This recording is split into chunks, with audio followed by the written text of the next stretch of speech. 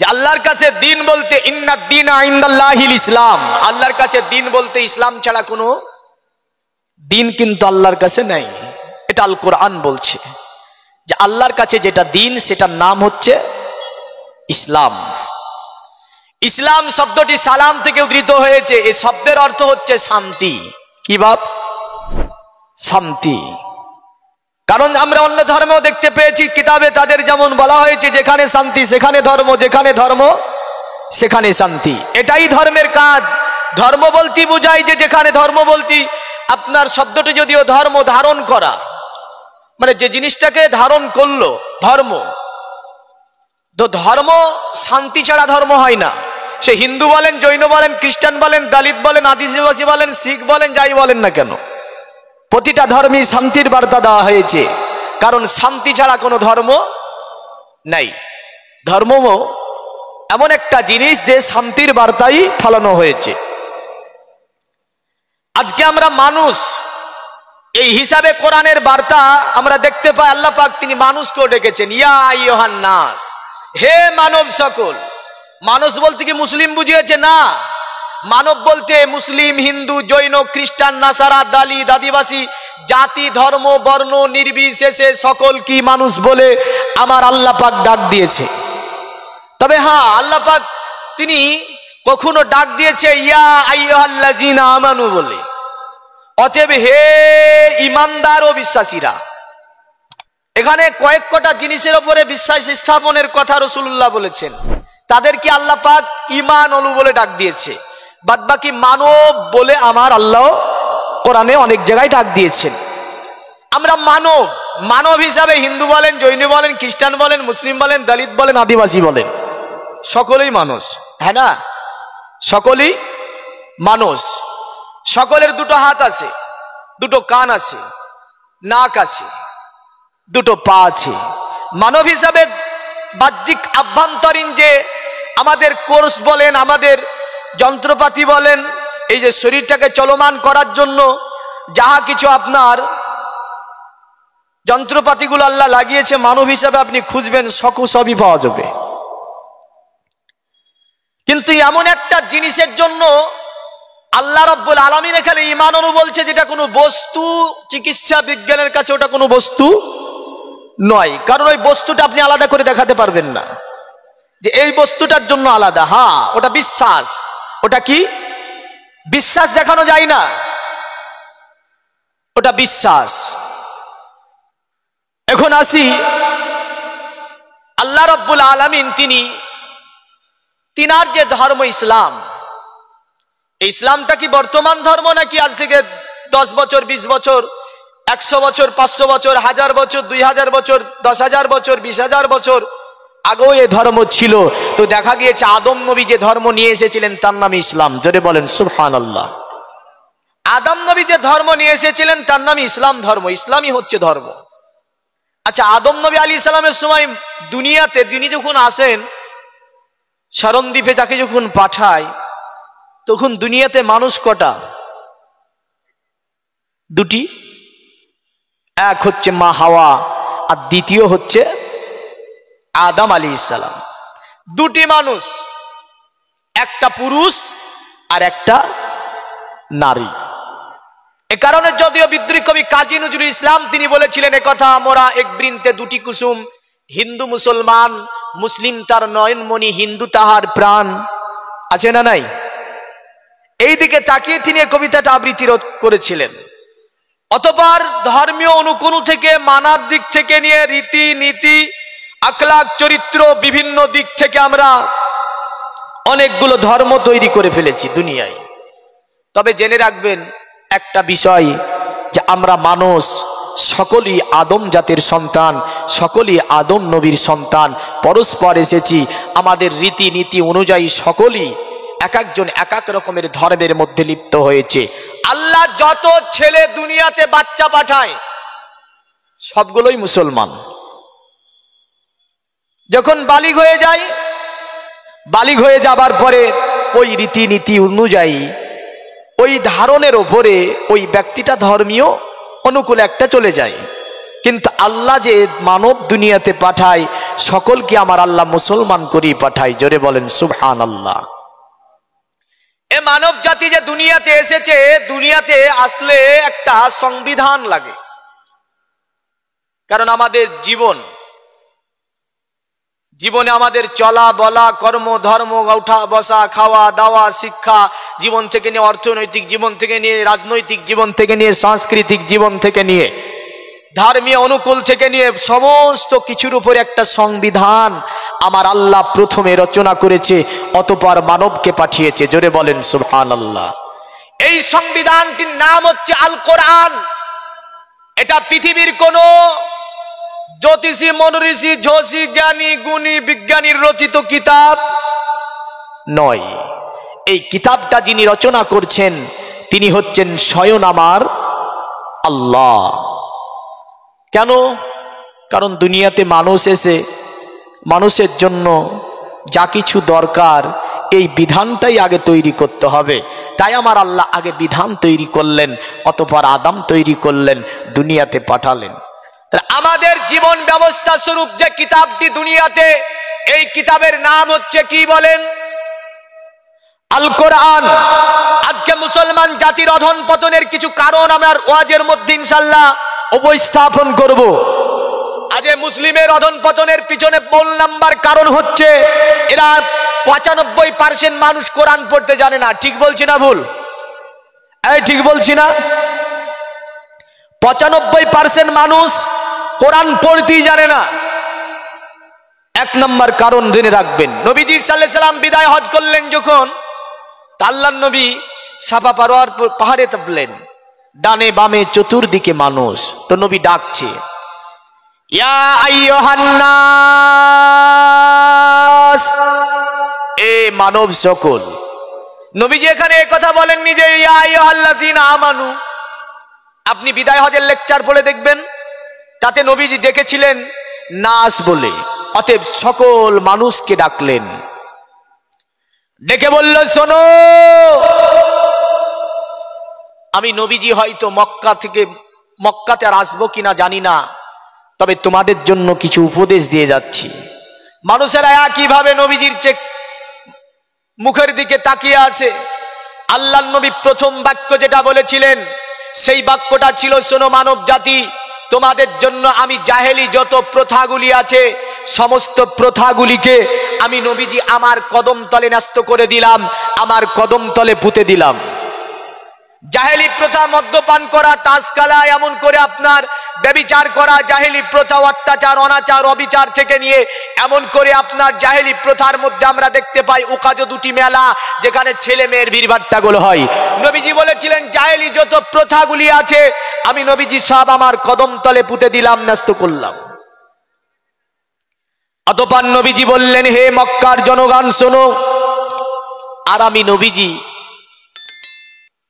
তোমাদের জন্য সুদকে হারাম করলাম, খাস করে আব্বাস বিন আব্দুল মুতাল্লিবের সুদকে আমি নবীজি আমার কদম তলে আমি পুঁতে দিলাম। সকলে আপনার তাকিয়েছিল। আজ ব্যাপক হারে মুসলমান সমাজে সুদের প্রচলন আছে না নাই? ইন্টারেস্ট বলে মুসলমান সুদ খায়। হ্যাঁ, দ্বিতীয়বারে নবীজি ডাকলেন, এ নারীগণ শোনো, তোমার স্বামী যেটা পছন্দ করে না এমন কাজ তুমি করিও না। অতঃপর নারীদেরকে নবীজি বললেন, শোনো নারীগণ, তোমার স্বামীর বিনা অনুমতিতে বাড়িতে কাউকে প্রবেশ করতে দিও না। আল্লাহর নবীর লেকচারের শেষ বাক্যটি ছিল, শোনো, যদি আমি তোমাদের কাছ থেকে চলে যাই কিছু নিয়ে যাব না, সবগুলো পৃথিবীতে রেখে যাব। এর মধ্যে আমার জীবনের যত বড় মজেজা রয়েছে যেটার নাম হচ্ছে আল কোরআন। জোরে বলেন সুবহানাল্লাহ। এই কোরআনটা তোমাদের মধ্যে রেখে যাব আমি। এই কোরআনটাকে তোমরা পড়বে, এই কোরআনটাকে তোমরা জানবে, এই কোরআনটাকে তোমরা মানবে, এই কোরআনকে তোমরা বুকের সঙ্গে আঁকড়িয়ে ধরে থাকবে। তোমাদেরকে কিয়ামত পর্যন্ত কখনোই কোনো জাতি তোমাদেরকে অত্যাচারিত, নির্যাতিত, পদদলিত করতে পারবে না। কিন্তু আমরা রমজানে একবার কোরআন পারি, আবার আমরা কি করি, রমজানের শেষে ঈদের দিন সকালবেলায় একটা জুজদানের মধ্যে ভরে উঠিয়ে দেব, আবার 1 বছর পরে পারবো এই কোরআন। আল্লাহ হেফাজত করে জাতিকে। আসি, এ কোরআন আমার নবীজির জীবনের উত্তমতম মজেজা। এ কোরআন কি দিয়েছে বিশ্ববাসীকে যদি বলেন, এ কোরআন বিশ্বের মানবকে কোন জায়গায় পৌঁছেছে যদি দেখতে যান, দেখতে পাবেন বিশ্বের যে আধুনিক বিজ্ঞানের গবেষণাগার আছে, যেখানে আল কোরআনের স্থান রয়েছে, সকল ধর্মীয় সকল কিতাবের উপরে যে কিতাবটা স্থান পেয়েছে তার নাম আল কোরআন। জোরে বলেন সুবহানাল্লাহ। প্রথম স্টেপে কোরআন আল বিজ্ঞান নিয়ে কিছু কথা আলোচনা করব, দ্বিতীয় স্টেপে বেদ ও কোরআন নিয়ে কিছু কথা আলোচনা করব। আমেরিকা একটা সেমিনার হলো দুটি সমুদ্রকে নিয়ে, মনে রাখবেন। একটা নাম হচ্ছে আটলান্টিক মহাসাগর, আর দ্বিতীয় নাম ছিল প্রশান্ত মহাসাগর। তারা বলল দুটি সমুদ্রের পানি দুই রকমের, একটার পানি হবে নোনা আর একটার পানি রয়েছে মিঠা।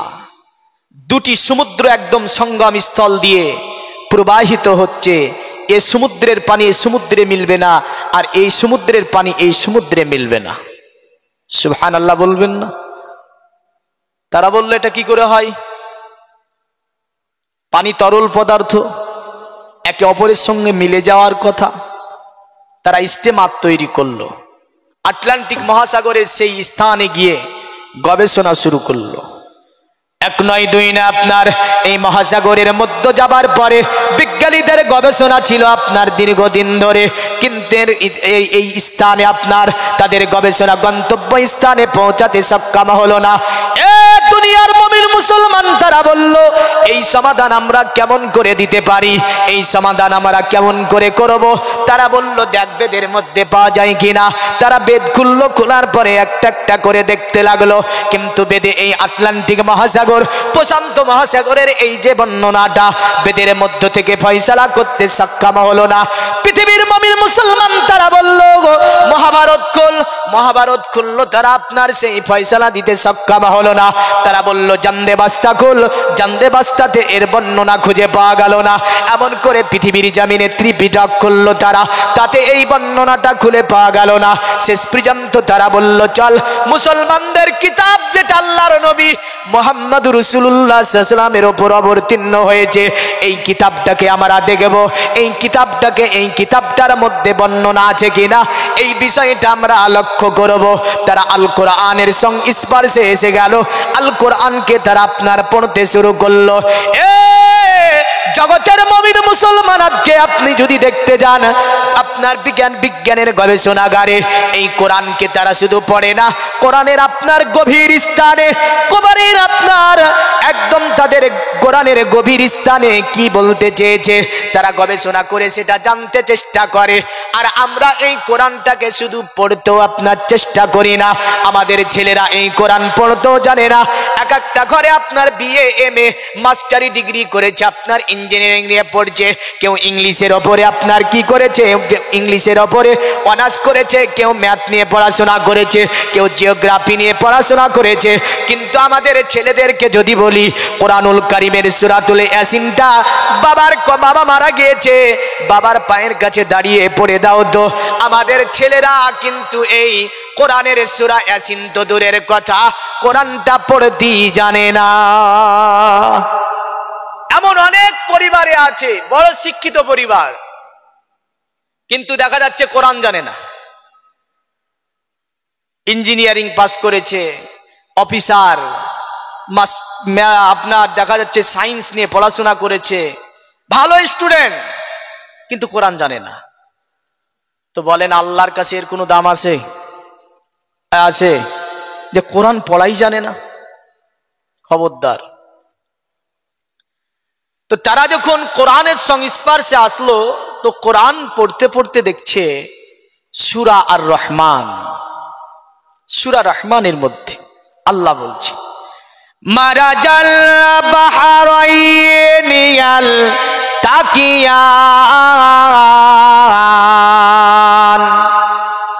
আমার আল্লাহ বলছে দুনিয়ার মানব, আমি আল্লাহ পাক দুটি সমুদ্রকে সঙ্গম স্থলে আমি প্রবাহিত করেছি। জোরে বলেন সুবহানাল্লাহ। একটার পানি হবে মিঠা আর একটার পানি হবে নোনা। মিঠা পানি নোনার সঙ্গে মিলবে না, আর নোনা মিঠার সঙ্গে মিলবে না। দুটি পানির কালার হবে আলাদা, দুটি একসঙ্গে আপনার চলবে, একে অপরের সঙ্গে মিলবে না। আমার আল্লাহ বলছে শোন দুনিয়ার মানব, বাইনাহুমা বারযাখুল্লা ইয়াবগিয়ান।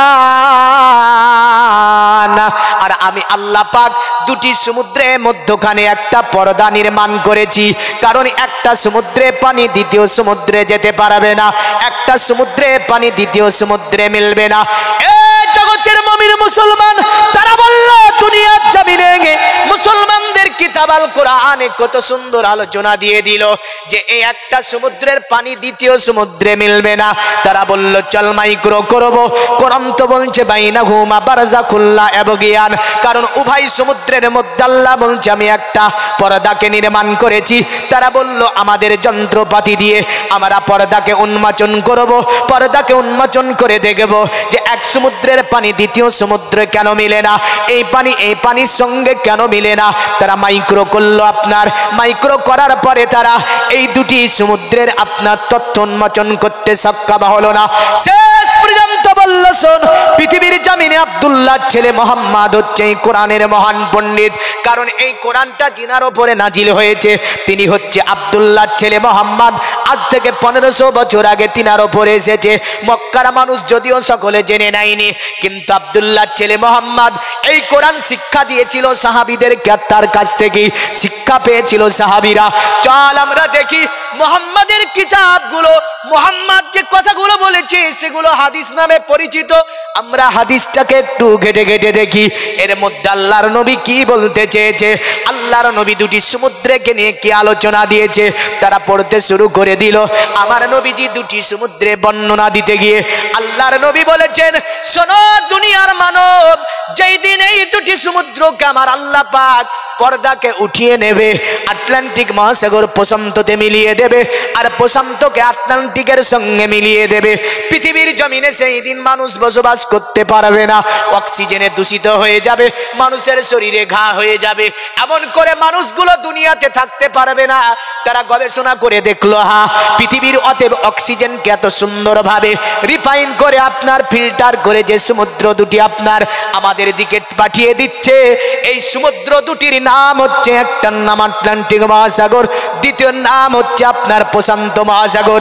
তারা বলল শোন আব্দুল্লাহ ছেলে মোহাম্মদ কোন ইউনিভার্সিটি কলেজ স্কুল কোথাও পড়লো না, কিন্তু এত সুন্দর বর্ণনা কোথায় পেয়ে গেল? দেখা যায় যে এত সুন্দর বর্ণনা আমার আল্লাহ পাক আল কোরআনে দিয়েছে। জোরে বলেন সুবহানাল্লাহ। আমার আল্লাহ বলে দুনিয়ার মানব পৃথিবীর জমিনে তোমরা যে জ্ঞানী অর্জন করো না কেন, তোমরা যদি ম্যাথ নিয়ে পড়াশোনা করো, একজন ম্যাথের ভালো স্টুডেন্ট, ম্যাথের বিজ্ঞানী আপনার যারা রয়েছে, এমন করে যারা ম্যাথ নিয়ে আপনার গবেষণা করে, তারা যখন কোরআনের সঙ্গে স্পর্শে আসলো, কোরআনের পৃষ্ঠাকে উল্টিয়ে দেখে, কোরআনের প্রতিটা আয়াতের মধ্যে, কোরআনের প্রতিটা শব্দের মধ্যে পুরো ম্যাথে ভরা। জোরে বলেন, জোরে বলবেন না। আর একজন স্টুডেন্ট দেখা যাচ্ছে আপনার দর্শন নিয়ে পড়াশোনা করলো, দর্শন নিয়ে গবেষণা করতে করতে কোরআনের সঙ্গে স্পর্শে আসলো, আসার পরে দেখে কোরআনে সব দর্শনে ভরা। বিখ্যাত দার্শনিক যার নাম ছিল ফখরুদ্দিন রাজি। কি নাম বললাম? এ নাম তো শুনতে পাবেন না। কি নাম পাবেন? নাম তো পাবেন এইভাবে, যদি জিজ্ঞাসা করি বলো তো। অতএব এই যে জ্যামিতি, সমীকরণ, এমন করে এই যে অঙ্ক, এর প্রতিষ্ঠাতাকে তো কি বলবেন আপনি? অ্যালজিব্রা। কি বলবেন? অ্যালজিব্রা। কিন্তু এই ব্যক্তিটার নাম ছিল মোহাম্মদ আল জাবির। জোরে বলবেন না। কি নাম ছিল? মোহাম্মদ আল জাবির। এই মোহাম্মদ আল জাবিরটাকে বিকৃতি করে বলল অ্যালজিব্রা। এমন করে অনেকগুলি নাম যেটা মুসলমানদের, কিন্তু আপনি ভাবতেও পারবেন না যে নামটা কার, এই নামটা কে, কোন ধর্মের, বুঝতে পারবেন না। তো যাই হোক, আমি যে ইস্যুটাকে নিয়ে যাচ্ছিলাম ওটা ছিল দর্শন। বিখ্যাত পণ্ডিত দর্শনের যিনার নাম ছিল ফখরুদ্দিন রাজি। দর্শনের উপরে অনেকগুলি কিতাব তিনি রচনা করেছেন। এমন করে তিনি কোরআনের সংস্পর্শ আসলেন, কোরআনটাকে তিনি প্রথমবারে খুললেন। খোলার পরে দেখে কোরআনের প্রথম পৃষ্ঠা আপনার উল্টানোর পরই তাতে যেন আমার আল্লাহ বলছে জালিকাল কিতাব লা রাইবা ফি, এ ও কিতাব জিসকে আন্দার কোই সাক কি সুবহা নেহি। এটা এমন একটা কিতাব যে কিতাবের মধ্যে সন্দেহ তো সন্দেহর জায়গা পর্যন্ত নাই। জোরে বলেন সুবহানাল্লাহ। এই আপনার ফখরুদ্দিনের রাজি বলল, পৃথিবীর জমিনে বহু কিতাব গবেষণা করেছি, পৃথিবীতে অনেকগুলো কিতাব দেখেছি, আমি আজকে এই কোরআন পেয়েছি। কোরআনের গবেষণা করতে লাগলেন তিনি। বলে কোরআনের ওপরে দর্শন নিয়ে একটা কিতাব রচনা করব, বিশ্বের মানুষকে দিয়ে যাব। তাই তিনি কোরআনের ওপর গবেষণা করে বিশ্বের মাঝে একখানা তাফসির লিখলেন, একদম দর্শনের ওপর লক্ষ্য রেখে। যে তাফসিরের নাম দিলেন তিনি পৃথিবীর জমিনে, তাফসিরের নাম হচ্ছে তাফসিরে কাবির। জোরে বলেন সুবহানাল্লাহ। পুরো তাফসিরে কাবির দেখবেন যেন দর্শনে কোরআন ভরা আছে। এমন করে পৃথিবীর জমিনে আপনার ইলমে তাসাউফ নিয়ে আপনার জ্ঞান অর্জন করলো। যেমন করে ইসমাইল হাক্কি রাহমাতুল্লাহ আলাইহি তিনি কোরআনের সংস্পর্শে আসলেন। আসার পরে দেখেন কোরআনে যেন সব আপনার ইলমে তাসাউফে ভরা। বোঝা গেল আমার আল্লাহ বলে, দুনিয়ার মানব তুমি যে জ্ঞানী অর্জন করো না কেন, আমি আল্লাহ পৃথিবীর সব জ্ঞানে ভরে রেখেছি যে কিতাবটাকে, তার নাম হচ্ছে আল কোরআন। সব জ্ঞানে ভরা যে কিতাব তার নাম আল কোরআন। এবার একটা উপদেশ দেব, এখানে যিনারা কোরআন পড়া জানেন না,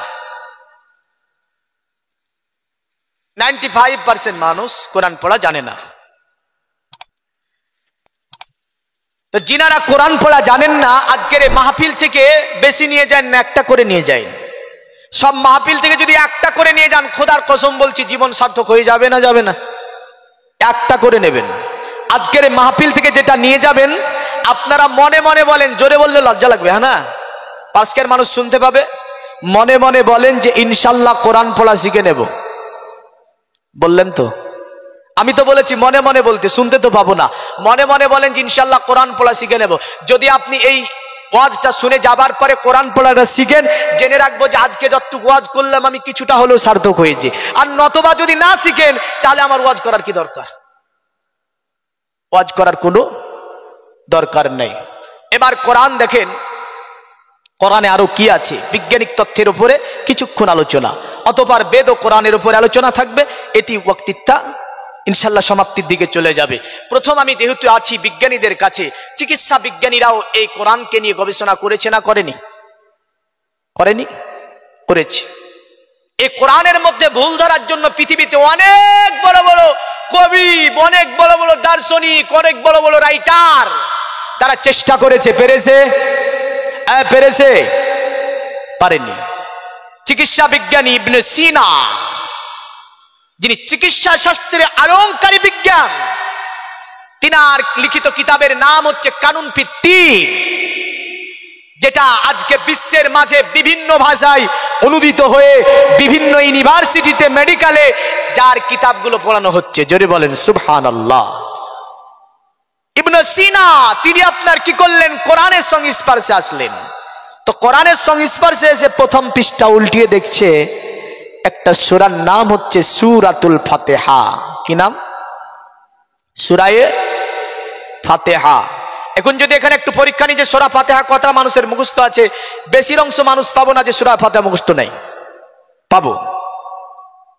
খোদার কসম বলছি, যে ব্যক্তিরা কোরআন শরীফ সূরা ফাতিহা এমন করে কোরআনুল কারীমের কমসে কম 10টা সূরা মুখস্থ না করে মারা গিয়েছেন, আমি জানি না তাকে কোন দোয়া আল্লাহর জান্নাতে নিয়ে যাবে।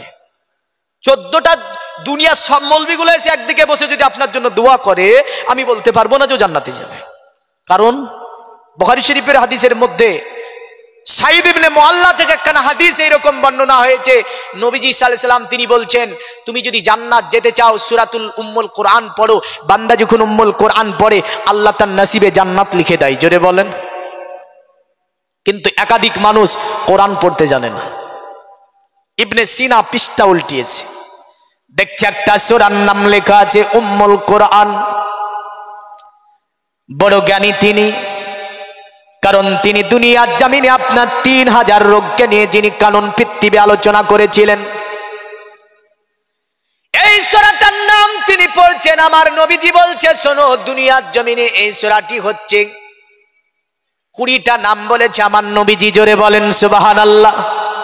আল্লাহর নবী বলেন ফাতিহাতুল কিতাব, এই সূরা ফাতিহাকে নবীজি বলছেন, এমন করে নবীজি বলছেন, শোনো, এটা হচ্ছে কাফিয়া, অফিয়া, সাফিয়া, শেফা। আমার নবী বললেন এটা হচ্ছে শেফা। দুনিয়ার জমিনে সব ধরনের ওষুধ রয়েছে এই সূরার মধ্যে। আল্লাহর নবী বলেন, তোমরা পৃথিবীতে যে সুস্থ থাকবে, তোমাদেরকে সুস্থ রাখার জন্য যে সূরাটা, তার নাম হচ্ছে সূরাতুল ফাতিহা।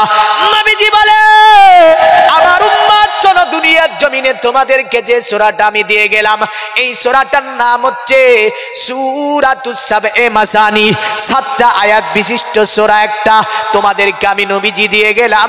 আমার নবীজি বলে, শোনো আমার উম্মত, এটাই হচ্ছে সূরাতুস সালাত, নামাজের সূরা নামে খ্যাত যে সূরাটি। আল্লাহর নবী বলেন তার নামই হচ্ছে সূরাতুল ফাতিহা। ইবনে সিনা বলছে, তাজ্জব ব্যাপার, পৃথিবীর জমিনে বিভিন্ন বিজ্ঞানের কিতাবকে, জ্যোতির্মনসির কিতাব গবেষণা করে দেখলাম, কিন্তু তাতে ওষুধের বিষয়ে এমন কোন আলোচনা পেলাম না। মুসলমানদের কিতাব যার নাম কোরআন, কোরআনের প্রথম সূরার নামই হচ্ছে সূরাতুস শিফা। সে আপনার গবেষণা করতে লাগলো, গবেষণা করে দেখা যায় আমার নবীজি বলেন পৃথিবীর জমিনে যত রকমের অসুখ রয়েছে, সব ধরনের অসুখের ঔষধ হচ্ছে সূরাতুল ফাতিহা। জোরে বলেন সুবহানাল্লাহ। আরো জোরে বলা যাবে না? আরো জোরে বলুন সুবহানাল্লাহ। আরে পড়ো গো কোরআন মধুর বাণী, দিয়ে মন প্রাণ অন্তর তোমার সাদাবে, পড়িলে কোরআন।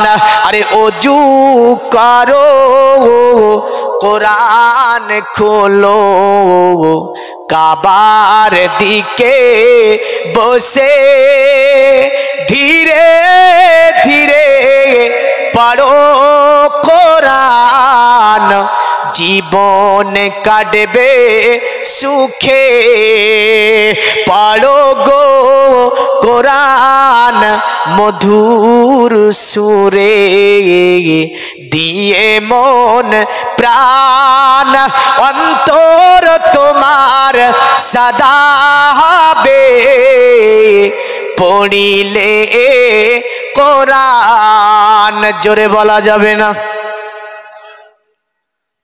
আমি এখানে দেখছি মানে নদিয়া মুর্শিদাবাদের মানুষগুলো বুঝলেন, এরা সুবহানাল্লাহ আলহামদুলিল্লাহ বলতে জান খারাপ হয়ে যায়, হ্যাঁ।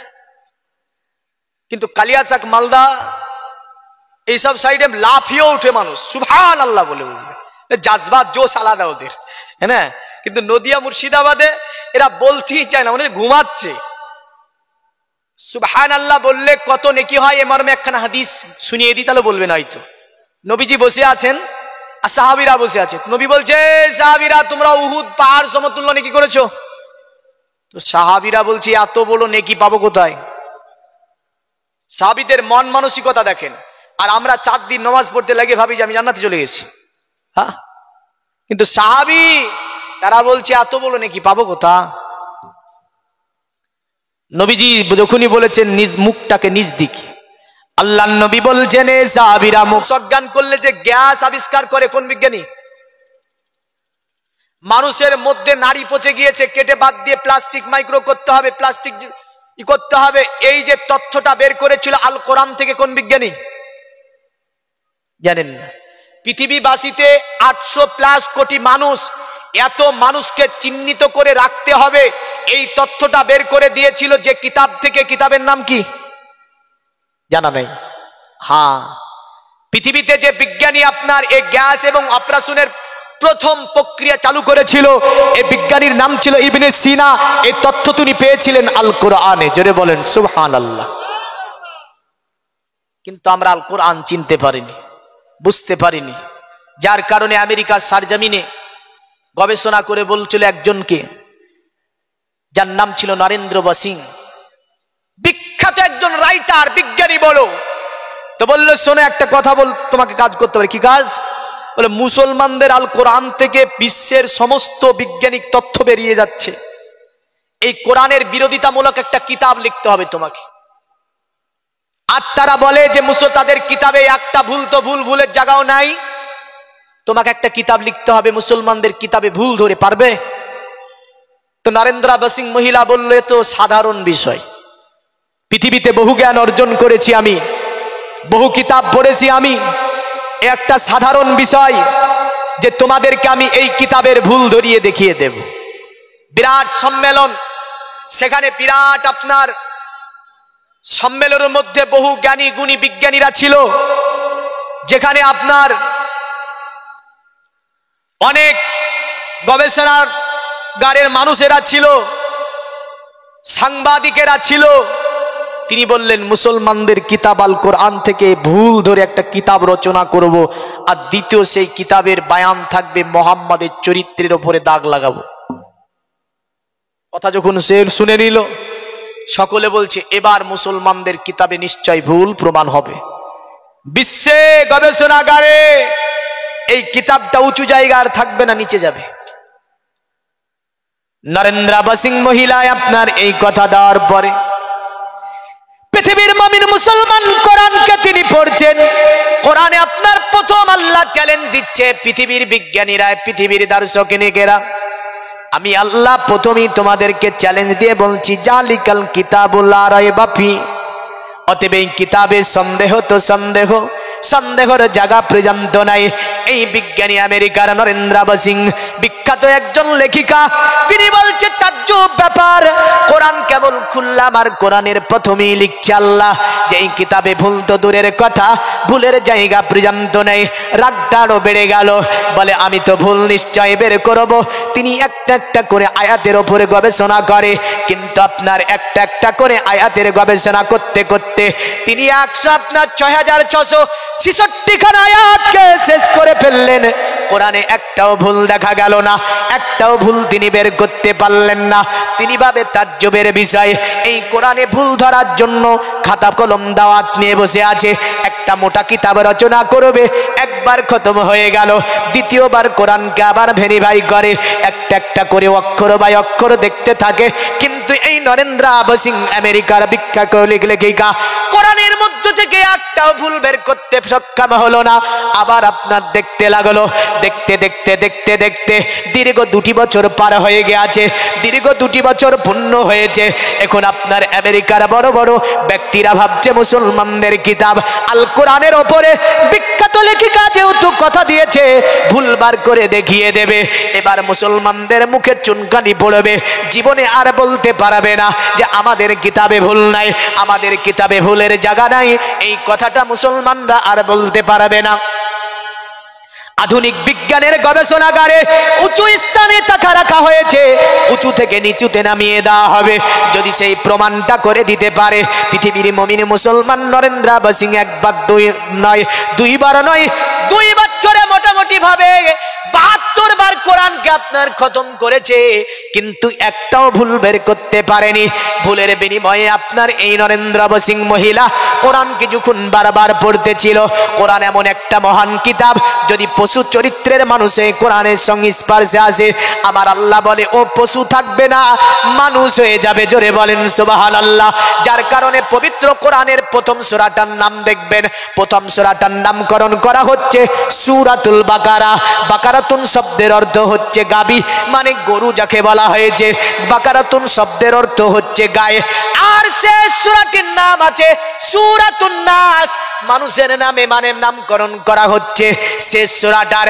এখন যদি আমি আল্লাহকে বলি আল্লাহ এই কিতাব তো মানব জাতির জন্য জীবন ব্যবস্থা, ওগো আমার আল্লাহ, কিন্তু কোরআনের প্রথম সূরার নামকরণ করা হচ্ছে একটা গরুর নামে, গায়ের নামে, গাভীর নামে কেন নামকরণ করা হয়? আর মানুষের জীবন ব্যবস্থা কিন্তু ওগো আমার আল্লাহ এই কোরআনের শেষ যে সূরাটা সূরাটার নাম হচ্ছে সূরাতুন নাস।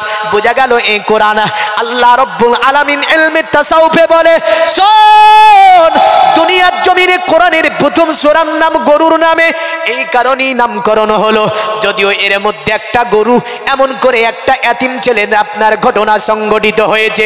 দ্বিতীয় নাম্বারের ঘটনা হচ্ছে এই কোরআন যদি আপনার পশু চরিত্রের মানুষও গবেষণা করে, যদি বারবার এর সংস্পর্শে আসে, এর চরিত্র পাল্টিয়ে যাবে, এর আদর্শ পাল্টিয়ে যাবে, এর নীতি পাল্টিয়ে যাবে, ও একদিন মানুষ হয়ে যাবে।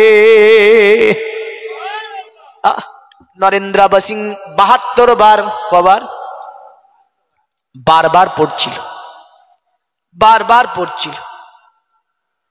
তো তিনি দেখেন মোহাম্মদের চরিত্রে তো আমি দাগ লাগাবো, কিন্তু যে কিতাবের জীবনে একটা ভুল বের করতে পারলাম না, আর ওই কিতাবে সনাদ দিচ্ছে ইন্নাকা আলা খুলুকিন আযীম, এ নবী আপনি মহান চরিত্রের অধিকারী। জোরে বলেন,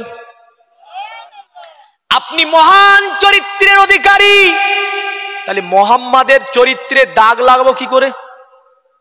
এই কিতাবে তো ভুলবার করতে পারলাম না, রে কিতাব সনাদ দিচ্ছে মোহাম্মদকে যে মোহাম্মদের চরিত্র হচ্ছে উত্তম। নরেন্দ্র বসিং 2 বছর পরে বিরাট সম্মেলন, আপনার চতুর্দিকে সাংবাদিকদের আপনার চাপ লাগানো হয়েছে।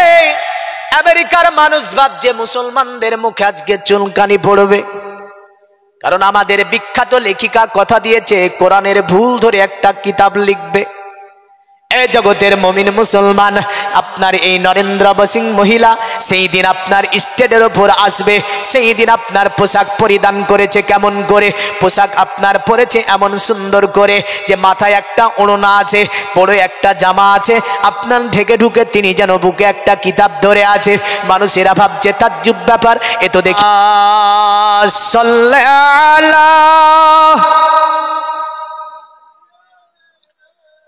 মাওলানা মুহাম্মদ আলা আলি।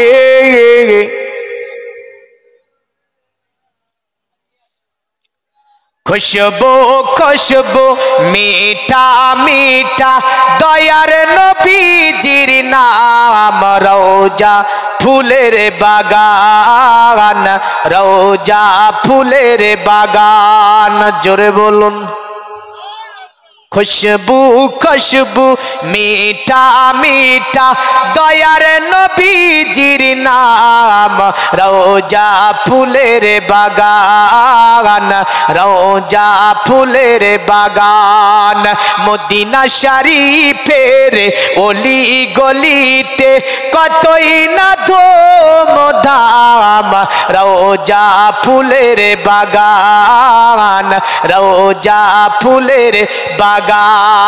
আল্লাহ আল্লাহ নূরি তাজাল্লা চমকাই পিয়ার গলিতে, দয়ার নবীজির গলিতে, দয়ার নবীজির গলিতে।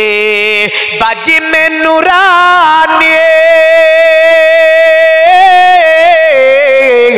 বাজিমে নুরানি, রাত নুরানি, দেখো জান্নাতের বাগান, রওজা ফুলের বাগান, রওজা ফুলের বাগান। জোরে বলুন সুবহানাল্লাহ। এ দুনিয়ার মুমিন মুসলমান, নরেন্দ্র বসিং মহিলা পোশাক পরেছে, আপনারা মাথায় কি দিয়েছে? মাথায় ওড়না দিয়েছে, পুরা পোশাক আপনার আবৃত হয়েছে। কারণ আপনার আমেরিকান আপনার নারীদের পোশাক হয় স্কিন টাইট গেঞ্জি, আপনার অশ্লীল পোশাক, ছোট্ট একটি পোশাক। জানি না এই পোশাকটি কোন আপনার ধর্মে দিয়েছে। এ জগতের মুমিন মুসলমান, ইসলাম ধর্ম যে পোশাকের কথা বলেছে, ওই পোশাকের কথা নবীজি যেমন বলেছে, আমার মোটামুটি বিজ্ঞান কোরআনের ওপরে একটা স্টেপ আলোচনা আপনার এখানে রেখে দেব। কারণ নতবা আপনি বেদ কোরআন থেকে কিছু শুনতে পাবেন না। ওয়াজটাকে একটু মরিয়ে যাবার পরে বেদ কোরআন ভবিষ্য পুরাণে আমার নবীজির শানে কি বলেছে, ধর্ম কি জিনিস, এমন করে আল্লাহর শানে তারা কি কথা বলতে চেয়েছে। বড় বড় মনীষী, জ্যোতিষী, গবেষক দুনিয়াতে আবির্ভাব হয়েছে, তারা আপনার ধর্মকে নিয়ে গবেষণা করেছে। ধর্মকে নিয়ে গবেষণা করার পরে তারা আমাদেরকে কি দিয়েছে, বিশ্বের মানবকে কি দিয়ে গিয়েছে একটু জানার আমরা চেষ্টা করি। কারণ নরেন্দ্র বসিং মহিলা যদিও অশ্লীল পোশাক পরিধান করেছে, কোরআন বলছে শোন এই পৃথিবীর মানব, তোরা পোশাক পরবি, এমন পোশাক পরবি তোদের পোশাক হবে আবৃত। পুরুষ পোশাক পরবে হালকুম থেকে নিয়ে ঘাটনুর ওপর পর্যন্ত। জোরে বলেন এই কতদূর পুরুষ পরবে? হালকুম থেকে নিয়ে হাঁটুর নিচে। এদের কে বলছে হাঁটুর নিচে? হাঁটুর নিচে ঘাটনুর ওপরে। এখানে যতটা আমার মানুষ বসে আছে বেশির অংশ প্যান্ট পরেছে দেখেন ঘাটনুর নিচে। ঠিক বলছি না? নবীজি বললেন পরো না, পড়লে তোমার শরীরের হরমোন কমে যাবে, পুরুষত্ব কমে যাবে, নারগুলো দুর্বল হবে। বিজ্ঞান গবেষণা করে বলল, আব্দুল্লাহ ছেলে মোহাম্মদ বলে অতএব তোমরা প্যান্টকে পরো ঘাটনুর উপরে। বলে বিজ্ঞানের গবেষণাগারে গিয়ে দেখা যায় পুরুষের হরমোন তৈরি হচ্ছে কোথায়? ঘাটনুর নিচে। যদি আপনার প্যান্ট বারবার ঘর্ষণ লাগে, হরমোন আপনার কমে যাবে শরীরে, এমন করে নার্ভগুলো দুর্বল হবে, এমন করে আপনার পুরুষত্ব আপনার হ্রাস পাবে। আল্লাহর নবী 1500 বছর আগে বললেন, এ পুরুষ তোমরা পোশাক পরিবে কোতন হালকুম থেকে নিয়ে ঘাটনুর ওপর পর্যন্ত। কিন্তু আমাদের একাধিক যুবকের পোশাক আমরা দেখতে পাই সব প্যান্টগুলো ঘাটনু ঢাকা আছে। আগামী কালকে কেটে ফেলবেন ওটা। কি করবেন? নবীজি বলেছে যারা ঘাটনু ঢেকে প্যান্ট পরে ওদেরকে জাহান্নামে দেওয়া হবে। কোথায় দেওয়া হবে? যদি বলেন ছোট মৌলবি সাহেব আবার কি বলে রে, আগামীকাল মিলাবেন, যত মৌলবি আছে দিয়ে দিয়ে মিলাবেন, কথাগুলো নোট করে রাখবেন। এবার দেখেন, এটা একটা উপদেশ দিলাম ওয়াজের মধ্যে। ওয়াজ শুধু শুনলে হবে না, কিছু বলেন হ্যাঁ মানবো। যারা ঘাটনুর নিচে প্যান্ট পরে মনে মনে বলেলেন যে আগামীকাল থেকে চেষ্টা করব ঘাটনুর নিচে পরবো না।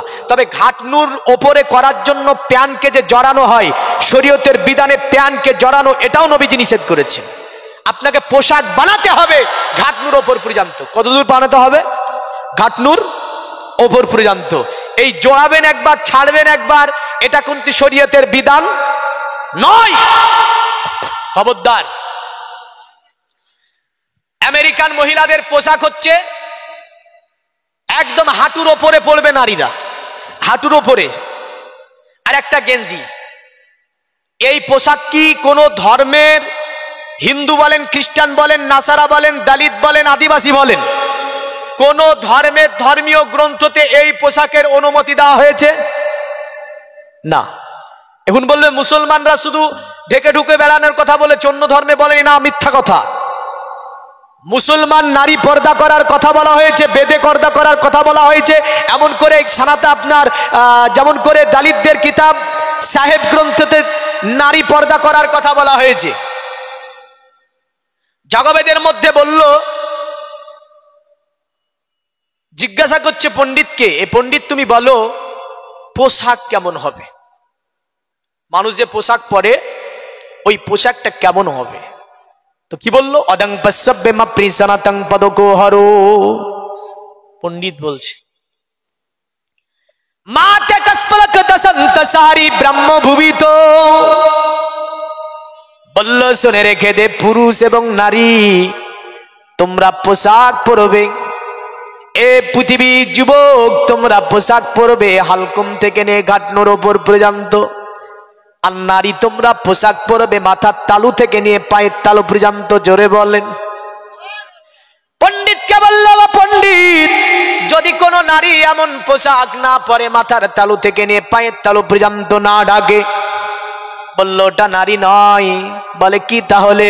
বলে যে নারীটা এমন পোশাক পরবে না, অশ্লীল পোশাক পরে হেলে দুলে চলাফেরা করবে, তার চলনে অন্য পুরুষ আকৃষ্ট হবে, ওই নারীটা পৃথিবীতে নারী হতে পারে না, ওটা হবে ধূর্ত শগুনের মতো।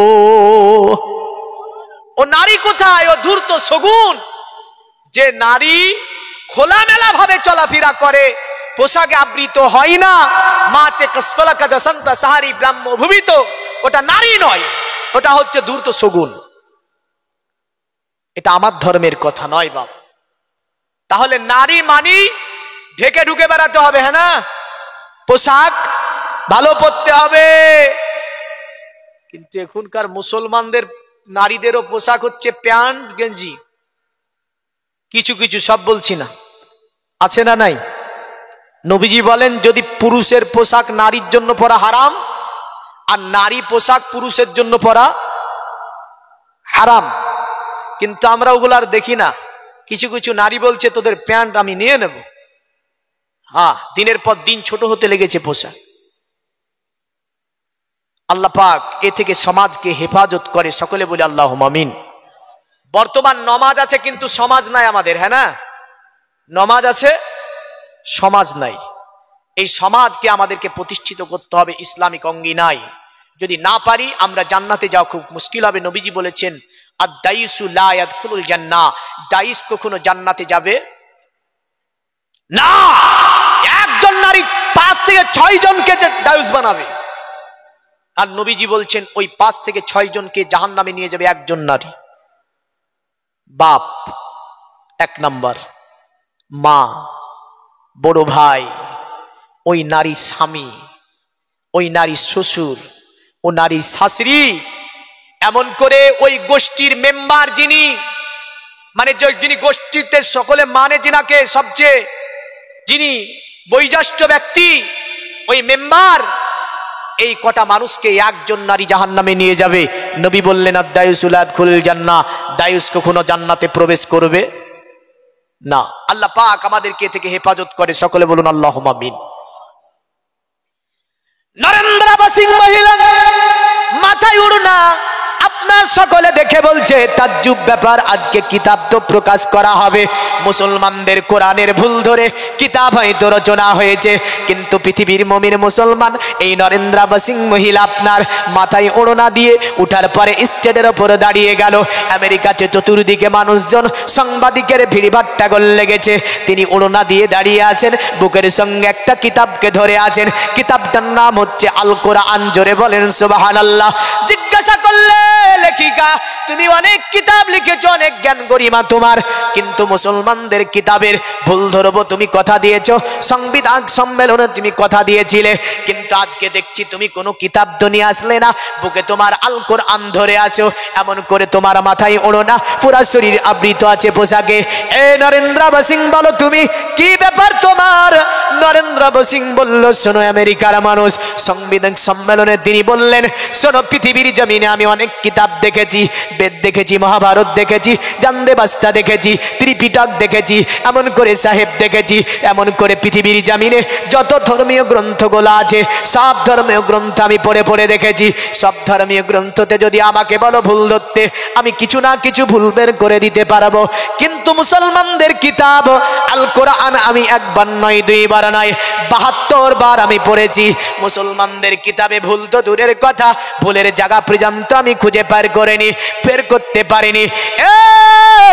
আমেরিকার মানুষেরা শুনে রেখে দাও, আমি নরেন্দ্র সিং তোমাদেরকে বলে যাচ্ছি, আমি এতদিন যে ধর্মে ছিলাম অন্য ধর্ম অবলম্বী মানুষ আমি, তবে আজকে তোমাদেরকে কথা দিলাম মুসলমানদের কিতাব আমি পড়ে দেখেছি। পৃথিবীর জমিনে অতীত তোমরা যদি বাঁচতে চাও, পৃথিবীর জমিনে শান্তিময় যদি বসবাস করতে চাও, এই কিতাবকে বুকের সঙ্গে আঁকড়ে ধরে নাও। এই কিতাবে এমন কিছু তথ্য আমি খুঁজে পেয়েছি যা পৃথিবীর কোনো কিতাবে আমি দেখতে পাইনি। এই কিতাবটা এমন মহান কিতাব যেটা পৃথিবীর মানুষ যারা রচিত হতে পারে না, কারণ এমন জ্ঞানে ভরা আছে এই কিতাব, যার কারণে আমি তোমাদের আজকে এই স্টেজে এই কারণেই দাঁড়িয়েছি আমি আজকে, কারণ আমার দাঁড়ানোর পিছনে কারণ হচ্ছে আমি তোমাদের সম্মুখে প্রকাশ্যে এলান করছি লা ইলাহা ইল্লাল্লাহ মুহাম্মাদুর রাসূলুল্লাহ সাল্লাল্লাহু আলাইহি ওয়াসাল্লাম। আমি এই মন্ত্র পড়ে কলেমা পড়ে ইসলাম ধর্ম আমি গ্রহণ করে নিলাম। এটা কিসার সংস্পর্শে এসে? কোরআনের। এই কোরআনের সংস্পর্শে এসে যদি একজন খ্রিস্টান মহিলা এতটা বদলিয়ে যায় যে তার মাথায় ওড়না পড়ে যায়, তার শরীর পোশাক আবৃত হয়ে যায়, সে যদি দাঁড়িয়ে বিশ্বের মাঝে সাংবাদিক সম্মেলনে জানিয়ে দিতে পারে লা ইলাহা ইল্লাল্লাহ মুহাম্মাদুর রাসূলুল্লাহ সাল্লাল্লাহু আলাইহি ওয়াসাল্লাম। আমরা কেন বিশ্বকে বলতে পারবো না আমরা মুসলমান?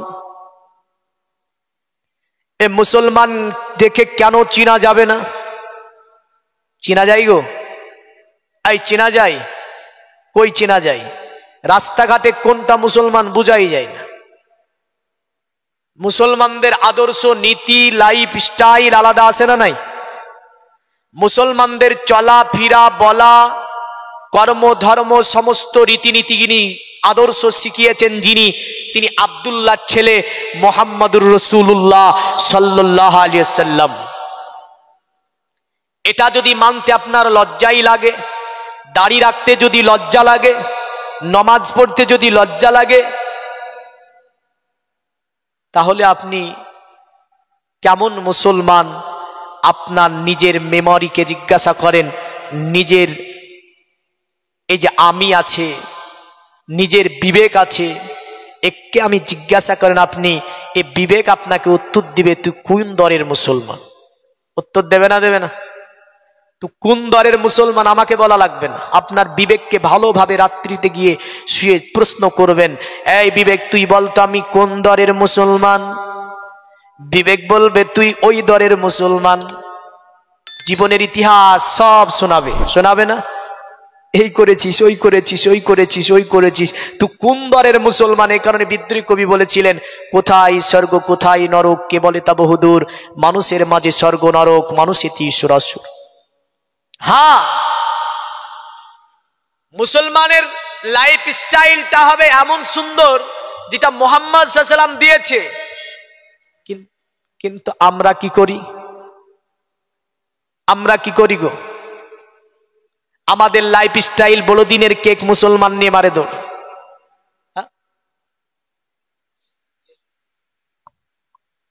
যে সমস্ত মেয়েরা বাইরে দাঁড়িয়ে আছেন, আপনারা সকলেই প্যান্ডেলের ভেতরে এসে জমে জমে বসে যান। বাইরে অযথা আপনারা ঘোরাফেরা করবেন না। হ্যাঁ, প্যান্ডেলে সকলেই জমে জমে বসে যান। সাইডে অনেক মেয়েরা দাঁড়িয়ে আছে, তাদেরকে বসার সুযোগ করে দেবেন।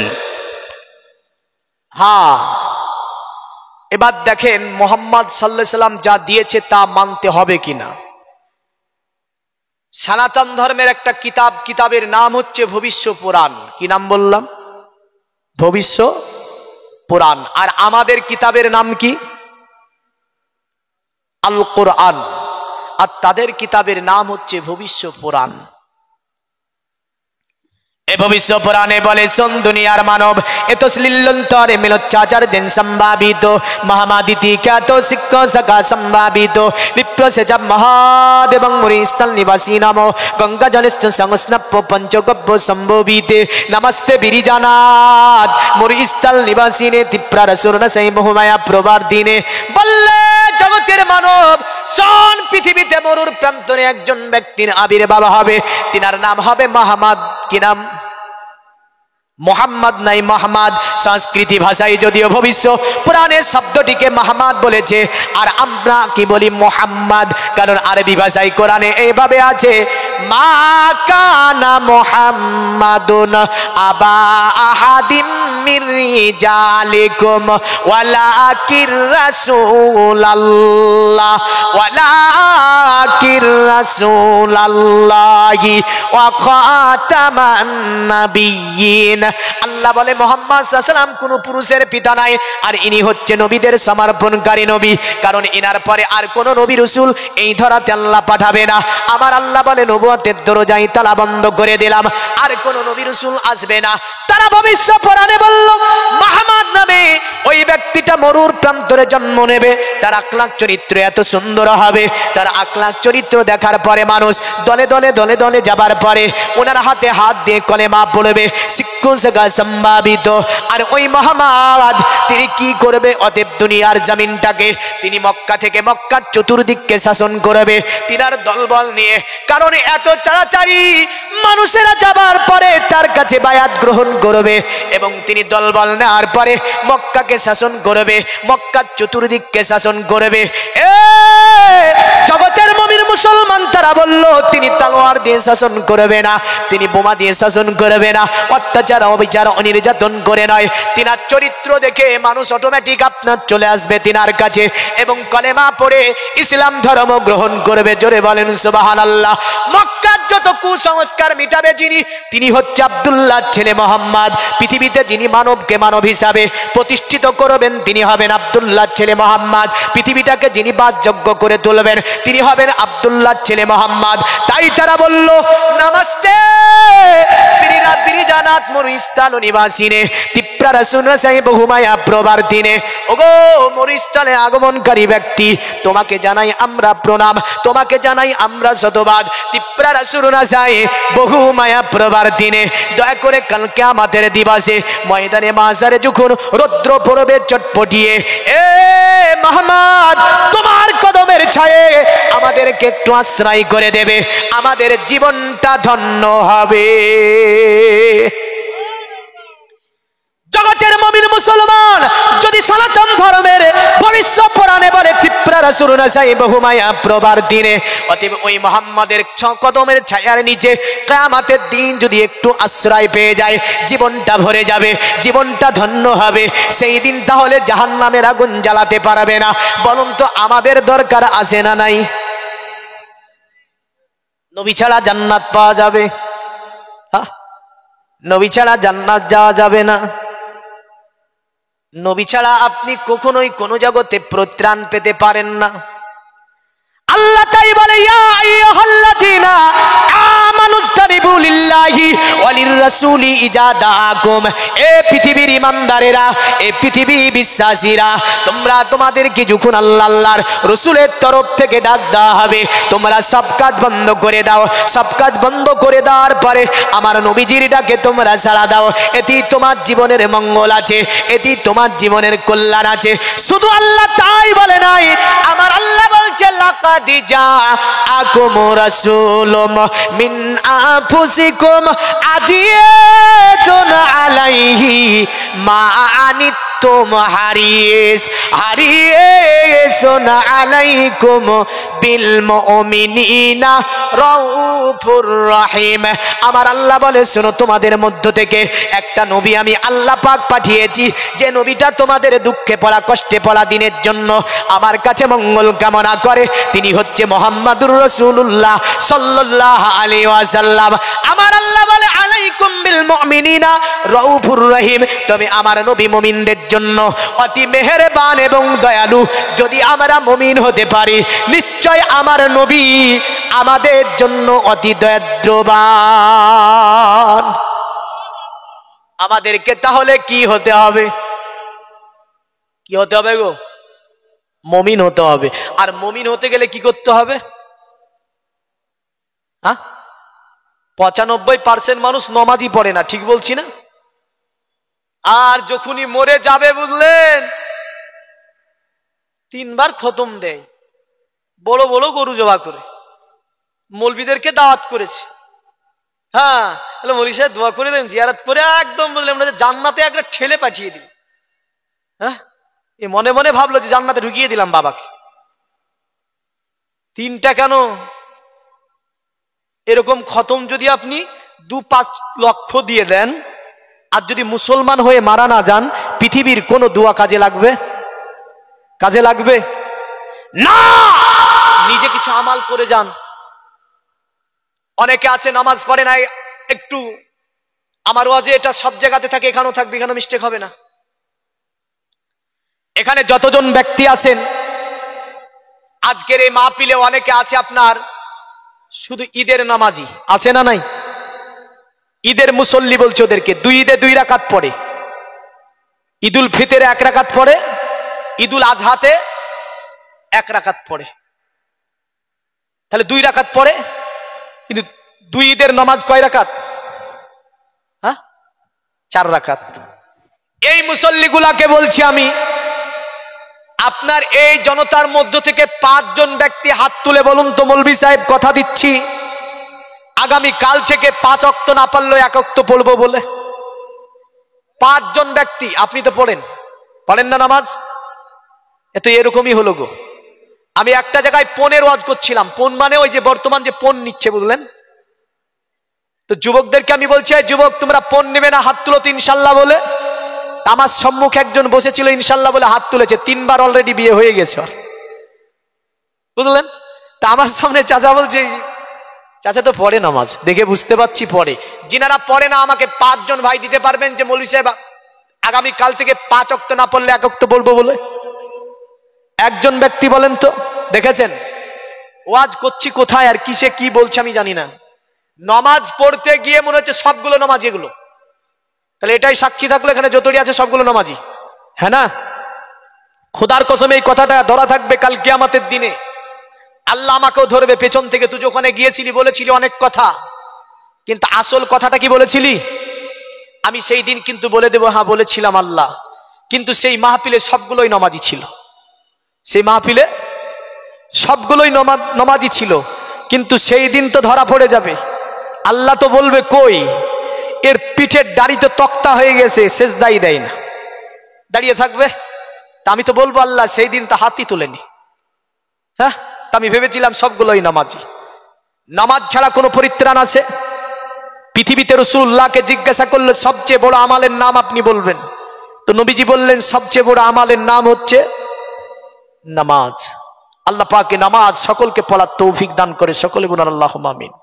তো নামাজ পড়তে গেলে, মুমিন হতে গেলে আল্লাহর ইবাদত করতে হবে। এটা কি শুধু মুসলমান ধর্মী বলেছে নাকি অন্য ধর্মে বলেছে? একটুখানি দেখবো। অথর্ব বেদে বলছে, সঞ্জাতদা বলদা যস্য বিশ্ব যশস্যায়ে মৃতং যস্য দেবা যশস্যায়ে মৃত। এ জগতের মুমিন মুসলমান, তোরা মৃত্যুর পরে যদি জান্নাত যেতে চাস, স্বর্গে যেতে চাস, দুনিয়াতে যত ধর্মের মানুষ আছে বললেন, হিন্দু বলেন, জৈন বলেন, খ্রিস্টান বলেন, দলিত বলেন, আদিবাসী বলেন, শিখ বলেন, তারপরজি বলেন, 3000-এর অধিক ধর্ম। আপনি সকল ধর্মের মানুষকে জিজ্ঞাসা করেন মরার পরে কোথায় যাবে? মুসলমান বলবে জান্নাতে যাব, আর আপনার হিন্দু বলবে স্বর্গে যাব, খ্রিস্টান বলবে জান্নাতে যাব, দলিত বলে স্বর্গে যাব। বলেন তো জান্নাত আর স্বর্গ কি আলাদা আলাদা জিনিস? সকলের একই আশা জান্নাতে যাব, সকলের একই আশা হচ্ছে স্বর্গে যাব, কিন্তু আপনার স্বর্গে কারা যাবে? অথর্ব বেদে বলছে, শোন, স্বর্গে যদি যেতে চাস, এই সমগ্র বিশ্বকে যিনি তৈরি করেছে, এই সমগ্র ভূমণ্ডলকে যিনি তৈরি করেছে, উনার ইবাদত করে নে। যদি উনার ইবাদত করে নিতে পারিস, উনার যদি পূজা করে নিতে পারিস, তোরা স্বর্গে চলে যেতে পারবি। আর উনার যদি ইবাদত করতে না পারিস, উনাকে যদি পুজতে না পারিস, উনার যদি পূজা দিতে না পারিস, স্বর্গ পাওয়া সম্ভব হবে না। এমন করে তাদের গীতার মধ্যে বলেছে কথা। শ্রীমদ্ ভগবদ্গীতায় আছে, পিতাহসি লোকস্য চরাচরস্য তপস্য পূজাচ্চ গুরু গরিয়ান না তত সমহস্ত গোতন্নয় হত্তল প্রতিম প্রভাব। তারা বলল, শোন, এই সমগ্র বিশ্বের মালিক যিনি, তিনি হচ্ছে আল্লাহ। অতএব তিনি সকলের মালিক, সকলের গুরু। পূজা যদি করতে হয় তারই পূজা করতে হবে। আর তার যদি পূজা করার পরে দুনিয়ার জমিন থেকে চলে যাস, তাহলে স্বর্গ লাভ করতে পারবি। জোরে বলেন সুবহানাল্লাহ। আর আমার নবীজি বলল, এ দুনিয়ার মানব, তোমরা যদি স্বর্গ পেতে চাও, তাহলে তোমরা মান কলা লা ইলাহা ইল্লাল্লাহ ফাদাখালাল জান্নাহ। তোমরা যখন লা ইলাহা ইল্লাল্লাহ পড়বে, আল্লাহ তোমাদেরকে জান্নাত দেবে। নবীজি বললেন, তোমরা পড়ো লা ইলাহা ইল্লাল্লাহ ফাদাখালাল জান্নাহ, আল্লাহ তোমাদেরকে জান্নাত দেবে। এমন করে মিসকাতে কিতাবুল ঈমানের 1 নম্বরে হাদিস নবীজি এইভাবে বলেন। নবীজির কাছে একজন ব্যক্তি আসলো, সাহাবী বর্ণনা করে, ইজতালা আলাইনা রাজুলুন, একজন ব্যক্তি নবীজির কাছে আবির্ভাব হলো। সাহাবী বলছেন, আমরা দেখলাম সাদিদুন বিয়াজুস সিয়াব, ওই ব্যক্তির গায়ে ছিল সাদা রঙের পোশাক। বললেন, আমার নবীজির কাছে আসার পরে বসে গেল। সাহাবী বলছে, লা ইউরা আলাইনা আসারুস সাফার, আমরা দেখলাম তার গায়ে কোনো ধুলো ময়লা মাটি কিছুই ছিল না। আমি যেখান থেকে ডোমকুল থেকে সফর করে আসলাম, কিছু ধুলো ময়লা মাটি পড়েছে গায়ে, না পড়বে না? হ্যাঁ, তো সাহাবী বলছে, লা ইউরা আলাইনা আসারুস সাফার, যে ব্যক্তি এসে বসলো, ওই ব্যক্তির গায়ে আমরা কোন রকমের ধুলোবালি দেখতে পেলাম না, সাদা ফটফটে পোশাক ছিল। তো নবীজির হাঁটুর সঙ্গে হাঁটু মিলিয়ে দিল, এই হাতের সঙ্গে হাত মিলিয়ে দিল, বুঝলেন? মিলিয়ে দেওয়ার পরে নবীকে বলছি আখবারানি আনিল ইসলাম ক্বালা ইয়া মুহাম্মদ আখবারানি আনিল ইসলাম। এ আল্লাহর নবী আপনি ইসলাম সম্পর্কে বলুন।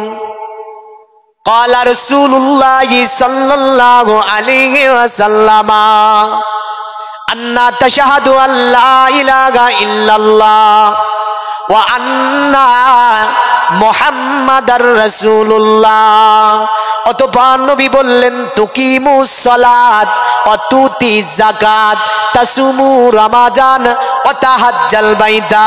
নবীজি বললেন শোনো, ইসলাম বলতে যারা বলবে লা ইলাহা ইল্লাল্লাহ মুহাম্মাদুর রাসূলুল্লাহ, আল্লাহ ভিন্ন কোনো মাবুদ নাই, আর আল্লাহ আমি হচ্ছি আল্লাহ পাকের রসুল এবং বান্দা।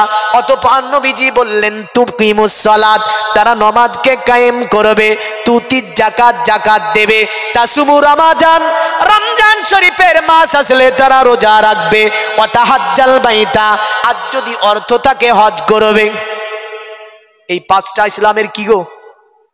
পাঁচটা ইসলামের খুঁটি। তখন ওই সাদা পোশাক পরিহিত ব্যক্তিটা বলল সাদ্দাক্তা ইয়া রাসূলুল্লাহ, হে আল্লাহর হাবিব আপনি সত্য কথা বলেছেন, এই পাঁচটাই হচ্ছে ইসলামের স্তম্ভ। এই পাঁচটার মধ্যে আপনার আমার মধ্যে কতটা আছে নিজে নিজে বিবেককে জিজ্ঞাসা করেন, তো বিবেক বলবে তোর মধ্যে যেটা আছে তাও ন্যাংড়া।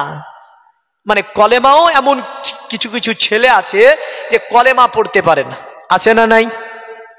কলেমা পড়তে পারে না। এবার দেখেন নবীজি বললেন জান্নাতে যাওয়ার রাস্তা তোমাদের, জান্নাতে সবাই যাবে, জান্নাতে যাওয়ার রাস্তা কোনটা দেখতে হবে। সনাতন ধর্মে কারণে ঝগড়া বেঁধে আছে, জান্নাতে যাওয়ার রাস্তা কোনটা হতে পারে? নবীজি বললেন মান ক্বালা লা ইলাহা ইল্লাল্লাহ ফাদাখালাল জান্নাহ।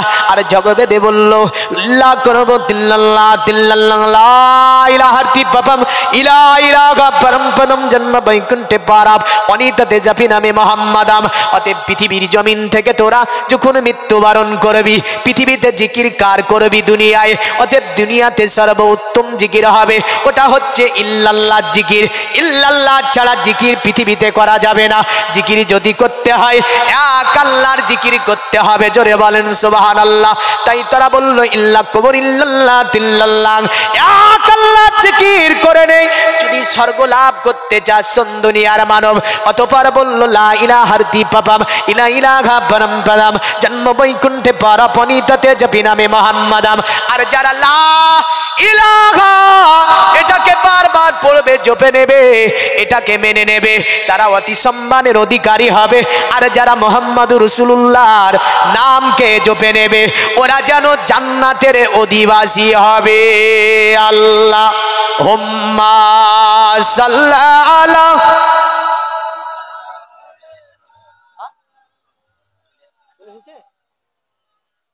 ওয়া আলা আলিহি।